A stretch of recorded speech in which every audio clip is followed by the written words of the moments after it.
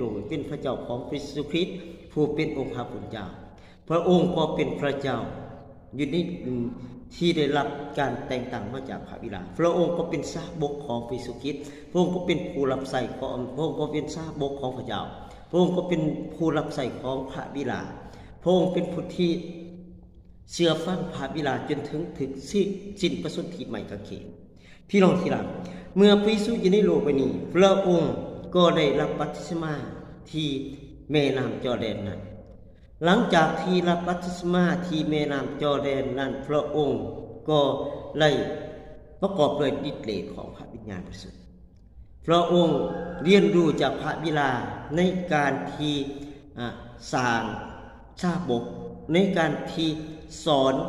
พระคำของพระเจ้าอยู่ทุกแห่งที่พระองค์ไปหรือในธรรมศาลาหรืออยู่ในทงเที่ยงหรืออยู่ในงาม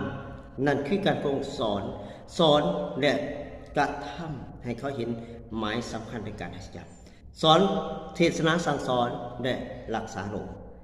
พระองค์ก็ไปคู่ควรกับการที่ทำสิ่งนั้นและสอนและก็รักษาโรคในพระคัมภีร์ได้เขียนไว้มัทธิวบทที่4คือมัทธิวเนี่ยบทที่4เขียนไว้แบบนี้ข้อที่18ถึง21ขณะที่พระเยซูกำลังย่างไปตามแคมป์ทะเลกาลิลีนั้นพระองค์ก็เห็นอ้ายน้องที่เป็นคนหาปลาผู้หนึ่งชื่อว่าซีโมนยังมีชื่ออีกว่าเปโตรและน้องของเพิ่น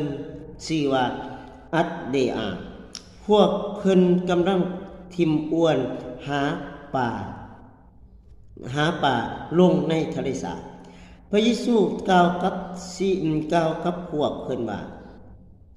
จงตามเฮามาเฮาจะสอนพวกเจ้าให้เป็นคนหาคน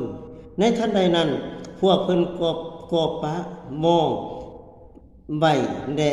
ติดตามพระองค์ไปพระเยซูก็ย่างต่อไปอีกขอบคุณพระเจ้าเมื่อพระเยซูไปและย่างเดินไปแคมป์ทะเลพระเยซูก็คอย